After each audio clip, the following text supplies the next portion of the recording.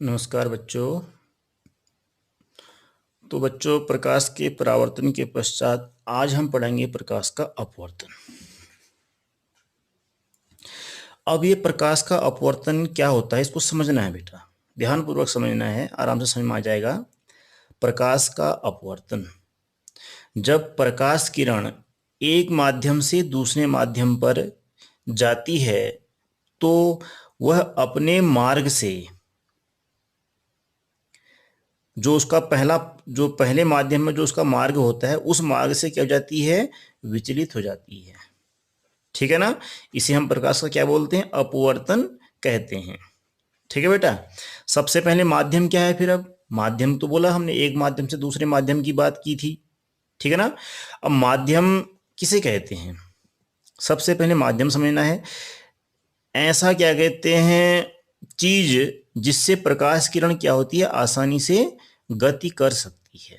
ठीक है ना, वो माध्यम कहलाता है। और ये माध्यम जो है दो प्रकार के होते हैं, एक होता है सघन माध्यम, दूसरा होता है विरल माध्यम। अब सघन माध्यम विरल माध्यम की परिभाषा समझेंगे, पहले विरल माध्यम को समझेंगे। अब ऐसा माध्यम जिसमें माध्यम के कण क्या होते हैं, दूर दूर बिखरे रहते हैं। जैसे कोई माध्यम है आपका, ठीक है कि नहीं, इस माध्यम के कण क्या है आपके, बहुत दूर दूर हैं, इस प्रकार से हैं ये। ठीक है कि नहीं, क्या कहलाएगा आपका ये, विरल माध्यम कहलाएगा। ठीक है ना। अब ये विरल माध्यम कहते हैं, हम इसको हम विरल माध्यम। अब दूसरा होता है सघन माध्यम, ऐसा माध्यम जिसमें माध्यम के जो कण होते हैं, संघटक कण होते हैं, वो क्या होते हैं, बहुत नजदीक नजदीक होते हैं, इस प्रकार से ये। ठीक है ना, ये क्या हो गया आपका, सघन माध्यम हो गया ये। ठीक है कि नहीं, बात समझ में आई कि नहीं आई, इसे हम क्या बोल देंगे, सघन माध्यम। ठीक है ना।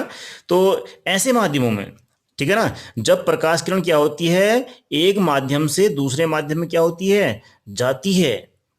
ठीक है कि नहीं।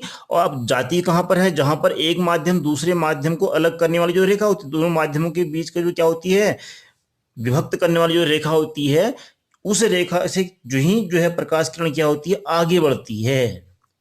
ठीक है ना। तो वो क्या होती है, अपने मार्ग से, या तो क्या हो जाती है, जिस मार्ग से पहले चल रही थी उस मार्ग पर वो नहीं चलती है। ठीक है ना।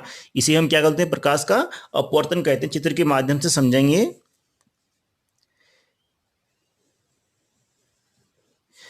ये एक माध्यम है, इसे बोलते हैं विरल माध्यम, कह दिया हमने। ठीक है ना, ये विरल माध्यम है क्या, और नीचे वाला जो माध्यम है क्या हो गया, ये सघन माध्यम हो गया। ठीक है, बात समझ में आ रही कि नहीं आ रही है। अब हमने जो यहाँ तो कण ले रखे, कणों के हिसाब से नहीं चल रहे हैं हम, कणों को हमने छोड़ दिया। ठीक है ना, ये विरल माध्यम है कह दिया, ये क्या है, सघन माध्यम है कह दिया है। ठीक है ना। और इस माध्यम से क्या होती है, एक कोई प्रकाश किरण आ रही है, प्रकाश स्रोत से जो है क्या होती है, प्रकाश किरण आती है, इस प्रकार से ये। ठीक है, बात समझ में आई कि नहीं आई। अब यहां पर एक अभिलंब होता है, दो माध्यमों को अलग करने वाली जो रेखा होती है, उस रेखा पर क्या होता है, एक अभिलंब होता है ये, इस प्रकार से ये। ठीक है बेटा। यहां पर आपकी ए, और ये जो है क्या हो गया आपका, ओ बिंदु हो गया, और यहां पर एम हो गया, ये एम डैश हो गया, ध्यान रखना। अविलंब क्या हो गया आपका, एम ओ एम डैश। ठीक है ना। और आपकी एक प्रकाश किरण आ रही है इस प्रकार से। ठीक है ना। अब ये प्रकाश किरण जो है क्या होती है, पहले अभी देख रहे हो कैसा माध्यम है, विरल माध्यम है, और क्या कहते हैं, यहाँ पर जो आपको ये रेखा दिख रही है, दोनों माध्यमों को क्या करने वाली है, विभाजित करने वाली रेखा है। ठीक है ना। जो ही जो है प्रकाश किरण क्या होती है, आपके बिंदु ओ से आगे बढ़ती है। यहाँ पर जो बिंदु ओ है, ये क्या बोलते हैं, इस बिंदु को आपतन बिंदु, ये आपतन बिंदु है आपका, आपतन बिंदु। ठीक है। अब और जो ये पहले माध्यम पर जो प्रकाश किरण यहाँ पर आपतन बिंदु पर आने वाली जो किरण होती है, क्या कहलाती है, इसे बोलते हैं आपतित किरण। ठीक है। और यहां पर जो ये एम ओ जो ये दिख रहा है आपको, क्या है ये, अभिलंब। ठीक है बेटा। अब यहां पर ध्यान देंगे, अब ये प्रकाश किरण क्या होगी, या तो अभिलंब से परे हटेगी, ठीक है ना, या अभिलंब की ओर झुकेगी। जैसे इसका माध्यम का जो क्या कहते हैं, अगर प्रकाश किरण की अगर हम चाल गति देखेंगे तो प्रकाश किरण ऐसे निकलती है अपने, सीधे अगर चलती तो, सीधे चलती तो प्रकाश किरण ऐसे निकलते रहती है। ये प्रकाश किरण का सीधा मार्ग था, ठीक है ना। पर ये प्रकाश किरण क्या होती है, विरल माध्यम से सघन माध्यम में आती है। तो ऐसी कंडीशन पर ये प्रकाश किरण जो है क्या होती है, अभिलंब की ओर झुक जाती है बेटा, ठीक है।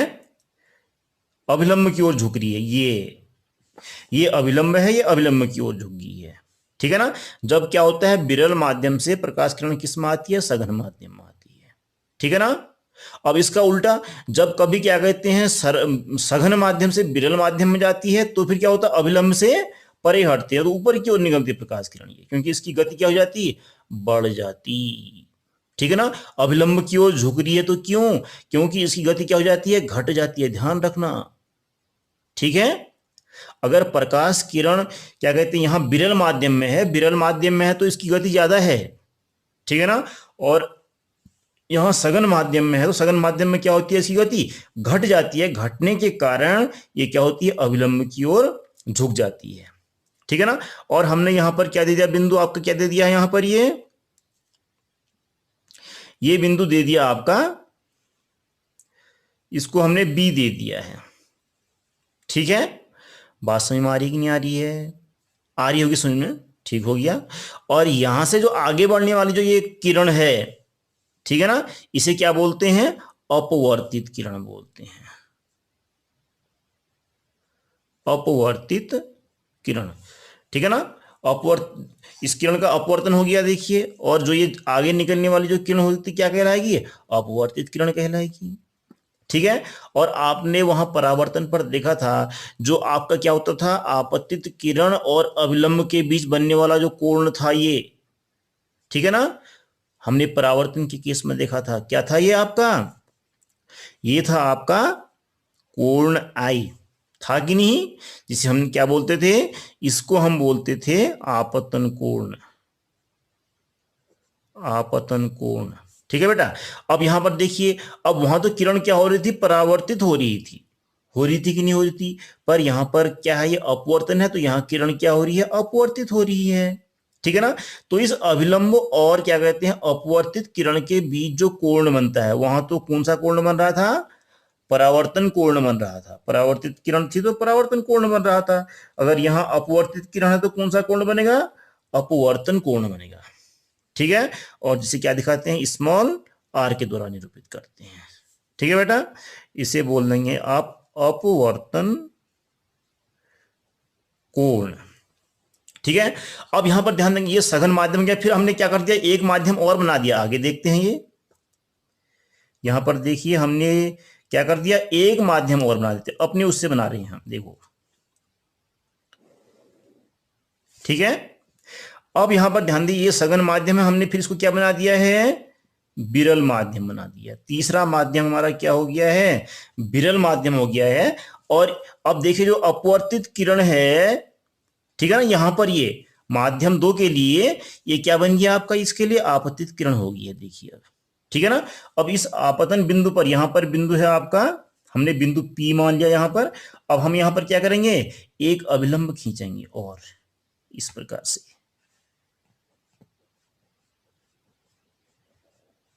ठीक है बेटा, अभिलंब खींच लिया हमने, ठीक है ना। अब ये सघन माध्यम है, ये क्या है, विरल माध्यम है। अगर ये प्रकाश किरण यहां क्या कहते हैं समान माध्यम होता तो इस प्रकार से चले जाती है आगे की तरफ, ऐसे निकल जाती है, निकलती कि नहीं निकलती, ऐसे निकलती है, पर ऐसा नहीं होगा, ठीक है ना। ये प्रकाश किरण क्या होगी, अब सघन माध्यम से विरल माध्यम में जा रही है, तो ऐसी कंडीशन, जो विरल माध्यम पहला माध्यम था उसी माध्यम में चली जाती है, तो क्या होगी, ये जो है अभिलंब से क्या होगी, परे हटेगी, इस प्रकार से ये, ठीक है बेटा। ये बात समझ में आई कि नहीं आई, आई ना। तो यहां पर ध्यान देंगे, अब यहां पर जो ये कोण है, ये दूसरे माध्यम पर, ये माध्यम 1 हो गया, ये माध्यम 2 हो गया, और फिर से माध्यम 1 हो गया है, देख लीजिए। ठीक है, तो ये भी विरल माध्यम है, ये भी विरल माध्यम है, एक समान माध्यम है ये। ठीक है कि नहीं? तो ये क्या हो गया इसके लिए, इसका कोण I हो गया, और यहां पर जो ये कोण बनता है ये क्या बन जाता है आपका, क्या बोलेंगे इसको, अपवर्तन कोण बोलेंगे। चूंकि ये पहले माध्यम और क्या कहते हैं यहाँ आपके आगे निकलने वाली किरण है, अब यहाँ पर इसको हम क्या बोलते हैं, अपवर्तित किरण भी बोल सकते हैं, इसको निर्गत किरण भी कह सकते हैं। हमने अपवर्तन तो पहले ही पढ़ चुके हैं, ठीक है ना, इसलिए अब हम इस क्या किरण बोलते हैं, इसको निर्गत किरण बोल देते हैं। ठीक है, अगर ये कांच का एक टुकड़ा है, कांच का एक स्लैब होता है प्रयोगशाला में, ठीक है ना, उस कांच के स्लैब में जो है ऐसा देखने को मिलेगा आपको। ठीक है ना, ऐसा होता है कांच का स्लैब एक। ठीक है बेटा, ये है कांच का स्लैब, मैंने बना दिया आपके लिए। ठीक है कि नहीं? अब देखिए इस कांच के पहले क्या हुआ, पहला माध्यम आपका वायु था, अब मैं आराम से ले जाता हूं आपको। दूसरा क्या हो गया आपका, कांच का आयताकार स्लैब हो गया। ठीक है ना, और तीसरा माध्यम में क्या हो गया, वायु। ऐसे में, ऐसी कंडीशन में क्या होगी, जो ये कांच के टुकड़े से क्या कहते हैं, कांच के स्लैब से जो आगे वायु की तरफ क्या कहते हैं जो किरण निकलेगी, इसे बोलते हैं फिर निर्गत किरण। निर्गत किरण। और ये जो अभिलंब है, अभिलंब और क्या कहते हैं निर्गत किरण के बीच बनने वाला कोण क्या कहलाएगा, निर्गत कोण कहलाएगा। ठीक है, इसे हम क्या कहते हैं, वैसे अपवर्तन के केस पर अपवर्तित किरण ही बोलेंगे।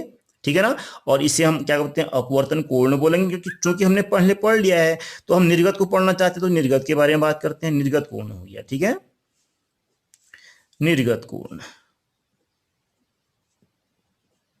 ठीक है बेटा, इतना समझ में आ गया कि नहीं आ गया? इस प्रकार से क्या होता है, एक माध्यम से दूसरे माध्यम में जाने पर क्या होता है, प्रकाश किरण क्या होती है, या तो अविलंब की ओर क्या होती है, झुकती है, या अविलंब की ओर परे हटती है। इसी प्रकार इसी को हम क्या बोलते हैं, प्रकाश का अपवर्तन कहते हैं। ठीक है ना, अब प्रकाश के अपवर्तन के क्या कहते हैं, बहुत सारे प्रयोग आप देखेंगे। ठीक है कि नहीं? जैसे वायुमंडलीय अपवर्तन होता है। ठीक है ना, अब जैसे पानी का गिलास होता है, पानी के गिलास में हम क्या करते हैं, अपनी पटरी डालेंगे तो ऐसा लगता है कि पटरी क्या होती है, टेढ़ी हो गई है लगता है। आप प्रयोग करके देख लेना, पानी के गिलास में, पानी के लोटे में, या पानी के क्या कहते हैं बाल्टी में, या तो अपनी पटरी डालो, पटरी डालने के बाद देखिए पटरी क्या हो जाती है, थोड़ा सा टेढ़ी हो जाती है। ठीक है कि नहीं?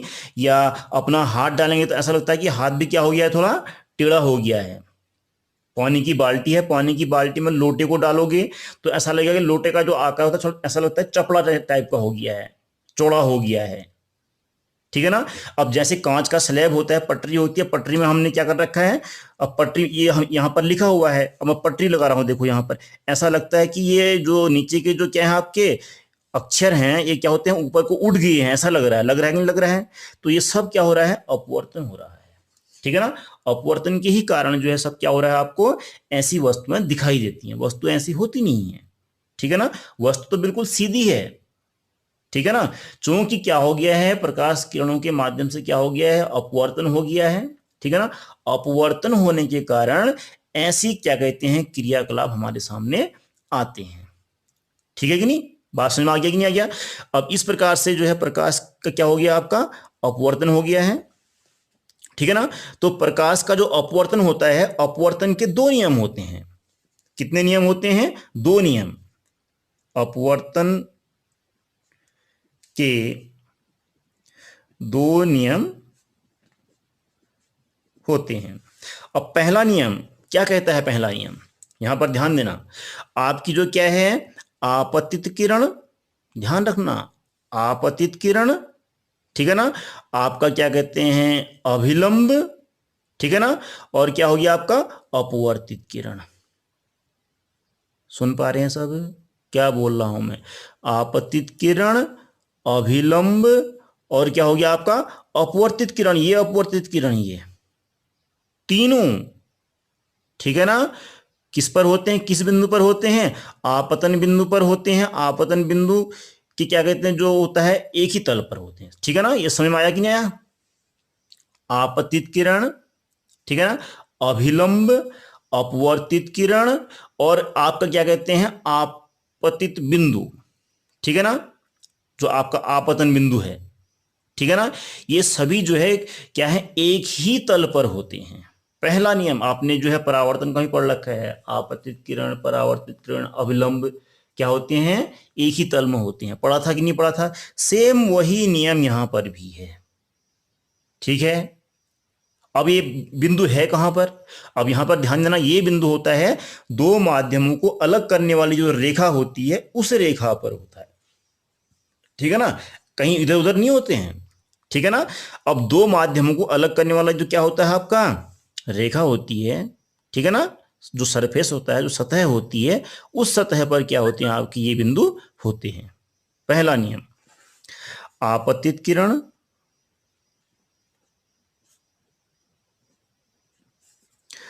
अपवर्तित किरण,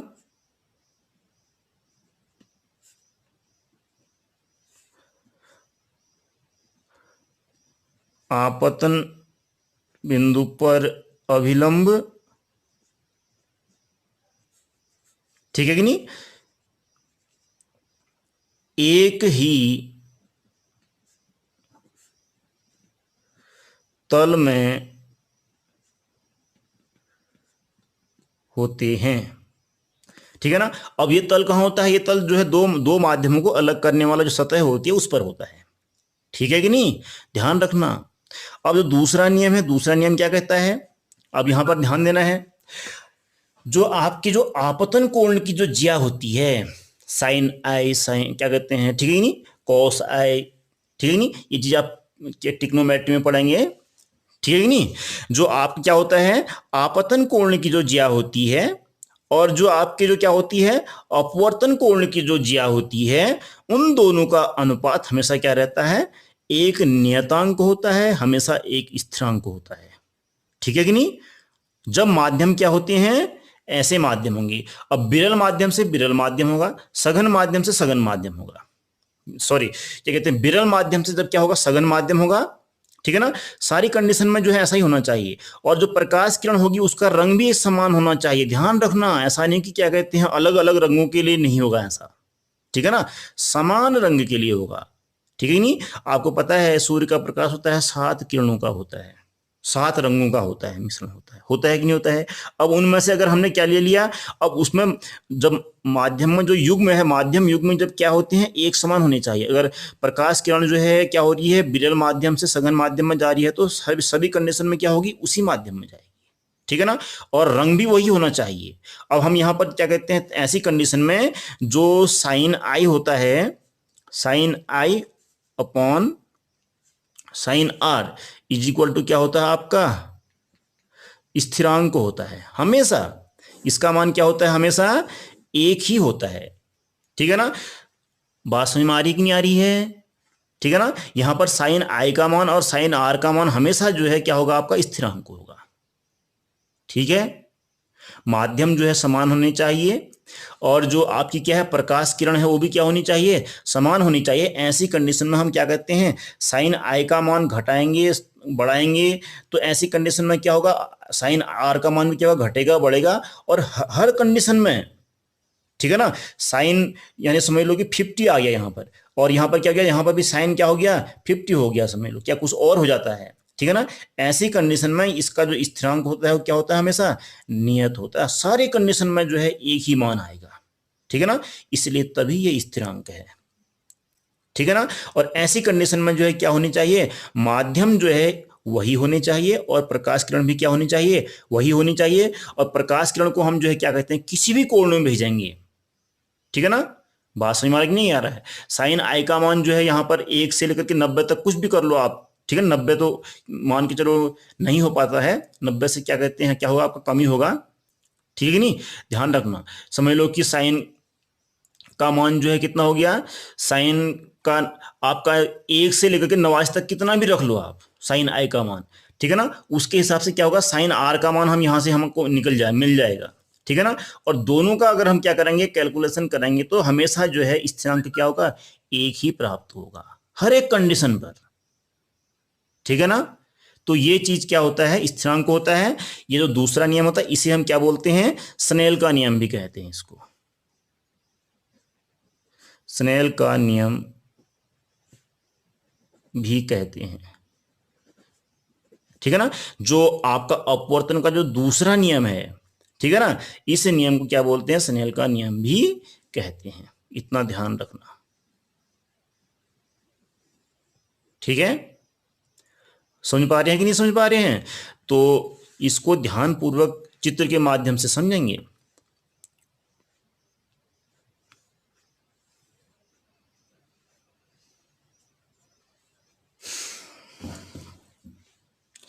चित्र को अच्छे से बना लो।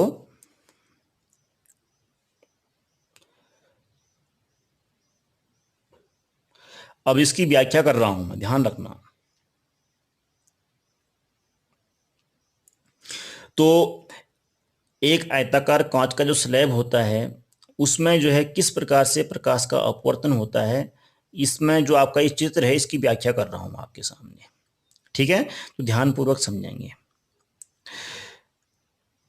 आपका जो आयताकार कांच का स्लैब है, कांच तो एक माध्यम हो गया, ठीक है ना। कांच से ऊपर जो आपको जो माध्यम है क्या है, कौन सा माध्यम है, ये वायु है, ठीक है ना। अब प्रकाश किरण क्या होती है, वायु से होते हुए कहाँ जाती है, कांच में जाती है, और कांच से होते हुए कहाँ निकलती है, पुनः कहाँ निकलती है, वायु में निकलती है, ठीक है। बात समझ में आई कि नहीं आई? तो अब यहां पर ध्यान देंगे, एक जो प्रकाश किरण है, एक प्रकाश किरण जो है ए बी मान लो, यहां पर आपने ए मान रखा, ठीक हो गया। ए ओ प्रकाश किरण जो है क्या होती है, कांच के आयताकार स्लैब में क्या होती है, आपतित होती है, बिंदु ओ पर क्या होती है, आपतित हो रही है, ठीक है ना। और यहां पर जो आपकी जो किरण है ए ओ जो प्रकाश किरण है, ये क्या कहलाएगी, आपतित प्रकाश किरण कहलाएगी, ठीक है ना।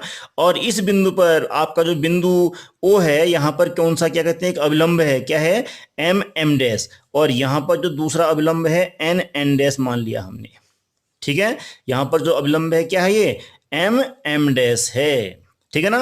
अब प्रकाश किरण चूंकि क्या होती है, विरल माध्यम से सघन माध्यम में जाती है, यानी वायु से कहां जाती है, कांच में जाती है। ऐसी कंडीशन पर ध्यान देंगे, वायु में जो प्रकाश की चाल होगी क्या होगी, अधिक होगी, और कांच में जो प्रकाश की चाल होगी क्या होगी, कम हो जाएगी। कम होने के कारण ये प्रकाश किरण जो है क्या होगी, अवलंब की ओर झुक जाएगी, ठीक है। और जो क्या कहते हैं, और झुकने वाली जो ये किरण है इसे हम क्या बोलते हैं, अपवर्तित किरण कहते हैं, ठीक है ना। और ये जो ओ बी जो किरण आपको दिख रही है, ठीक है ना, यहां पर बिंदु हमने बी मान रखा है, ये किरण क्या होगी, आपकी ओ बी होगी, और ये किरण क्या कहलाती है, आपकी अपवर्तित किरण कहलाती है, ठीक है ना। और यहां पर ध्यान देंगे, ये अपवर्तित किरण क्या कहते हैं, दूसरे माध्यम के लिए आपतित किरण का काम करेगी, ठीक है बेटा। समझ में आ रहा कि नहीं आ रहा है? और ये आपतित किरण जो है बिंदु कहां पर पड़ती है, बिंदु पी पर पड़ती है, और ये बिंदु पी क्या है, आपका आपतन बिंदु है। इसके लिए आगे देखेंगे तो निर्गत बिंदु बन जाता है, फिर आगे बढ़ेंगे तो, ठीक है कि नहीं। पर हम क्या कर रहे हैं, माध्यम दो और क्या कहते हैं एक की तुलना कर रहे हैं। पहला माध्यम के पहला एक और दो की तुलना की थी, अब दो और एक, ये पुनः एक आ गया ना, वाई आ गया है, ठीक है ना।